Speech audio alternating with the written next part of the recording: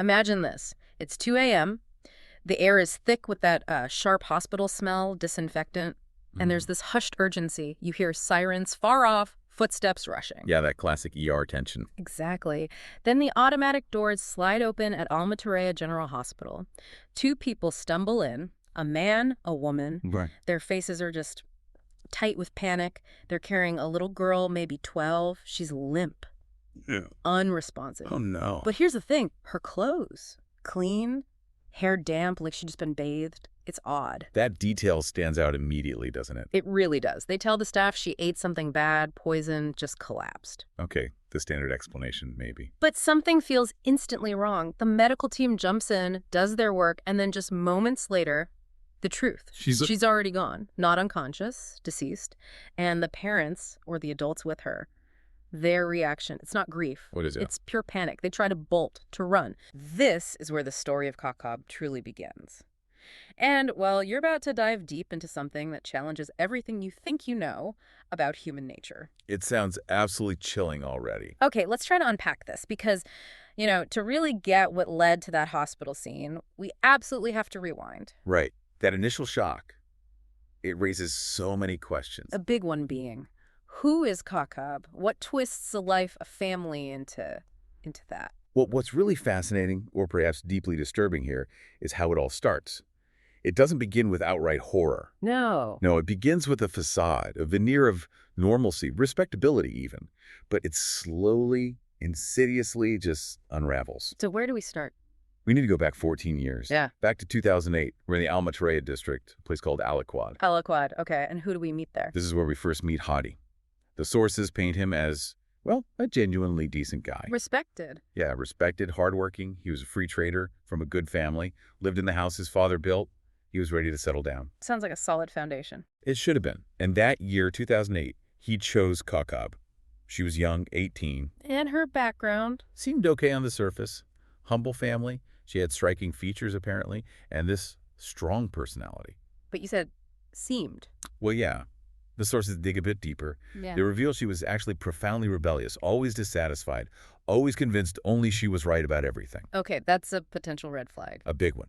But Hadi, he was financially stable, and they married quickly. And how did that go? Smoothly? Not at all. This is where it gets really interesting and disturbing.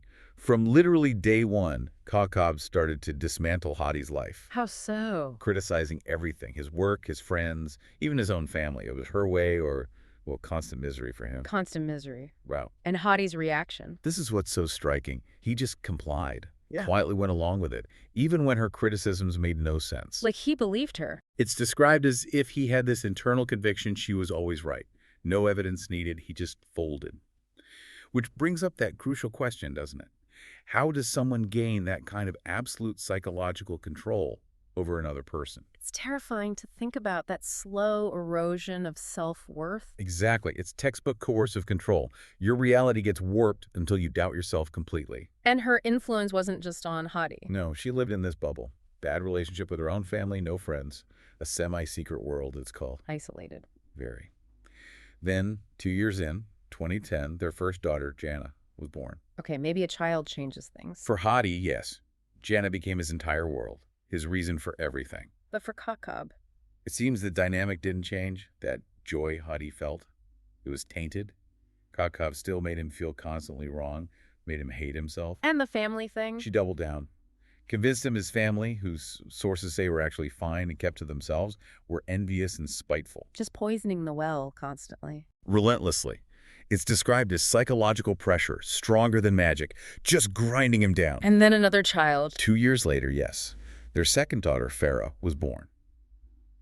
Now, Hadi had two anchors, two reasons to stay, to endure. He felt he had to protect them. Absolutely. He knew they'd have no one if he wasn't there. And the sources are clear. Kawkab treated both girls very badly, right from the start. God, imagine living like that, being told you're wrong every single day. For years, Hadi aged prematurely, crushed by anxiety, depression. 10 years, they say, without a peaceful night's sleep. Always afraid for the girls. Always.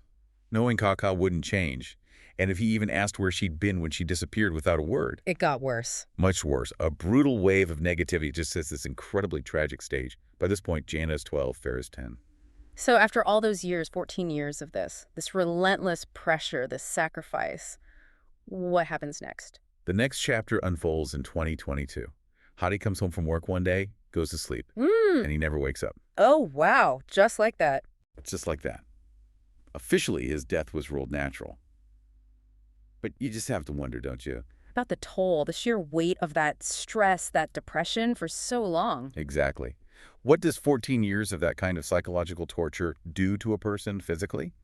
It's hard not to connect the dots, even if we can't prove it medically. So Hadi's gone. You would expect, I don't know, some period of grief from Kawkab, some reflection after 14 years, 2 kids. You'd think so.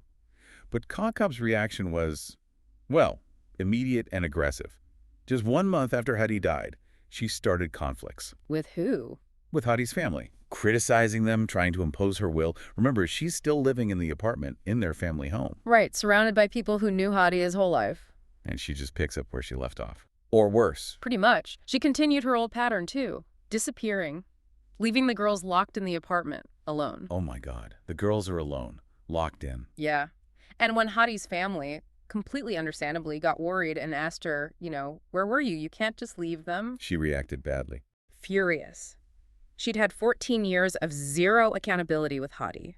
She saw their concern as an attack, an invasion, refused any advice. Just saw it as interference. Exactly. Pure interference in her world. So how long did that last, her staying in the family home? Not long.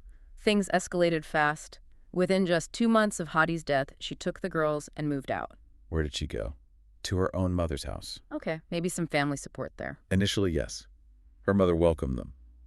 But Kawkab didn't change her ways, still constantly out, still neglecting the girls. And her mother put up with it. Not for long. After a short while, her mother laid down the law. Respect the rules, take care of your kids, or leave. And Kawkab's response? Predictable, wasn't it? Refused to be controlled. Refused any limits. So she left her mother's place, too. She did. Just 3 months after Hadi died, she took Jana and Farah and rented a new apartment. Same district, Almatareya, but a more isolated area this time. Isolated. That feels significant. It turns out it was. Very significant. And things moved incredibly fast from there. How fast? Chillingly fast. Within just 1 week of moving into that new apartment, a new person enters the picture. Ooh. Tarek. Her 34-year-old neighbor, unmarried, lived in the same building. And he becomes important. Instantly. He became the absolute center of her world, moved right into the space Hadi used to occupy, metaphorically speaking. So neighbors notice. Oh, yeah. Tarek was there constantly. Kawkab even started telling people they were married. Were they? No. It seems their relationship was intimate like a married couple's, but they lived outside the law. Completely unofficial. Okay. So Kawkab finds a new partner almost immediately. But what about the girls, Jana and Farah? This is where it takes an absolutely horrific turn. This new relationship brought violence from Tarek. Yes. Tarek started beating Jana and Farah violently under the guise of disciplining them. Disciplining. Beating. And the sources are explicit. Kawkab knew. She consented. It wasn't just occasional anger. It was systematic torture. Torture. Oh, my God. Did anyone know? Did the neighbors hear anything? They did. The neighbors often heard the children screaming, heart-wrenching cries. Did they try to help? Some did. They'd come down, knock on the door, try to intervene out of concern. And Kawkab and Tarek? They'd scream back, "Mind your own business." Kawkab would even say Tarek was like their father. Defending him while he's beating her children. Defending him. And that's where you see that awful bystander effect, maybe. Or just the difficulty of intervening. People couldn't see inside. They were aggressively pushed away. They tragically didn't grasp the full horror. So this abuse was happening behind closed doors, but the sounds were getting out. Exactly. For 4 months, this pattern continued. The beatings, the screams. We're now 7 months after Hadi's death. And this violence is just dismissed by them as discipline. They even had a line they used, right? Yeah, chillingly manipulative. When neighbors tried to step in, they'd say, "Don't interfere. The man is doing a good deed by raising the girls." A good deed, raising them through beatings. Unbelievable, isn't it? Which brings us full circle, doesn't it? Back to that hospital, 2 a.m. Back to that awful scene. Kawkab and Tarek arrive with 12-year-old Jana. And she was clean, bathed, new clothes. That detail is still so disturbing. It really is. A calculated detail, perhaps. Yeah. And they stick to the story. Poisoned food, lost consciousness. But the medical team saw it instantly. Immediately. They knew she was deceased on arrival. Yeah. And when they examined her body more closely, the truth started coming out. Injuries. Clear signs, fresh injuries, old injuries. Both. But it wasn't just the physical state of the child. What else? It was Kawkab and Tarek. The tension, the panic radiating off them, it was palpable. So when the doctors told them Jana was dead? That's when they tried to run. Yeah. Desperate attempt to flee.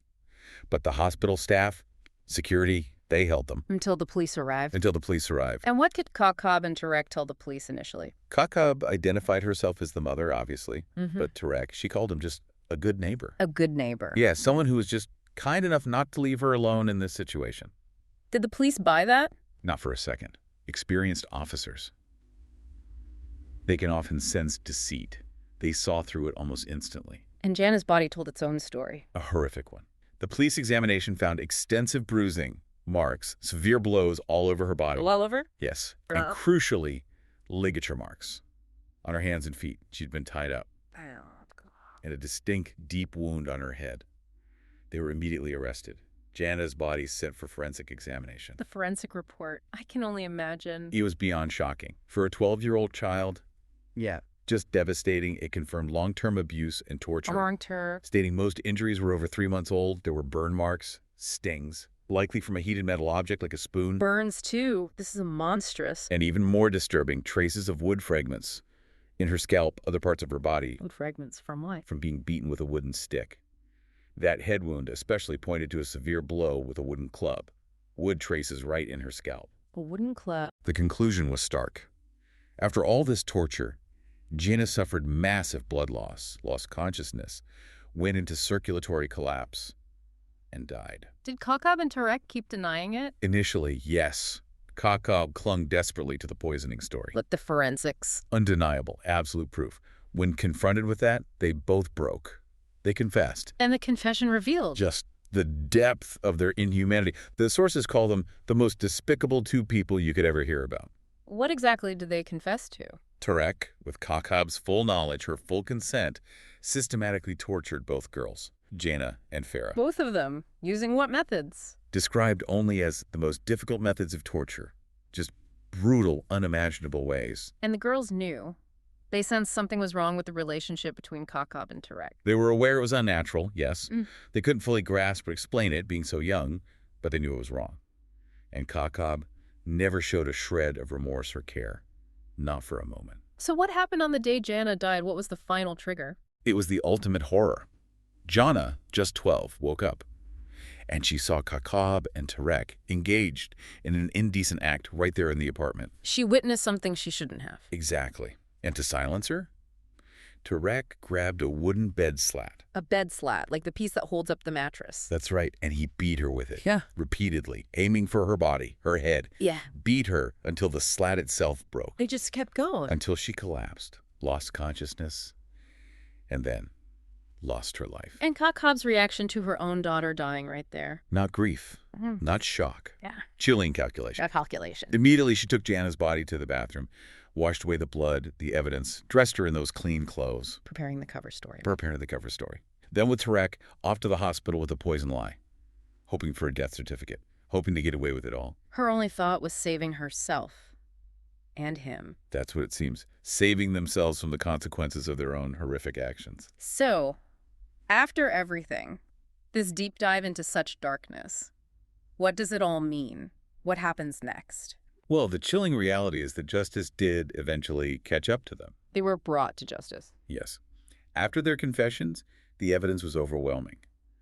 And Hadi's family, remember them, the ones Kawkab alienated. Yeah, the family she turned Hadi against. They stepped forward without hesitation. They took in Farah, the younger daughter. Farah survived. Farah survived. Yeah. And at just 10 years old, she corroborated everything. Confirmed the torture, confirmed she suffered too, often even worse than Jana. Oh, that poor child. What she must have endured. Unimaginable. Following the investigation, the confessions, the evidence, Kawkab and Tarek were both sentenced. What was the sentence? They were sentenced to death. This whole story, it leaves you reeling, thinking about Hadi, 14 years of that dread, that torment, likely shortening his own life. Absolutely. And then Jana. Oh. Just tragic innocence destroyed by unimaginable cruelty. from her own mother and this man. It really forces you to confront the extremes of human behavior, doesn't it? How things can escalate behind closed doors. It does. It brings home a really stark truth, that some individuals seem to operate completely without empathy, without remorse, acting in ways that just defy reason. Yeah, with no discernible benefit even to themselves sometimes. It just seems purely destructive. Which really underscores how vital it is to recognize signs of abuse, subtle or not, and the need for a society that's vigilant, that protects its most vulnerable members. It makes you wonder what other horrors might be hidden behind closed doors, masked by that deceptive calm or dismissed as, private matters. And how do we learn to see it? How do we intervene effectively before it reaches a point like this, before it's too late? That's a really powerful question, something for all of us, I think, to carry with us and reflect on.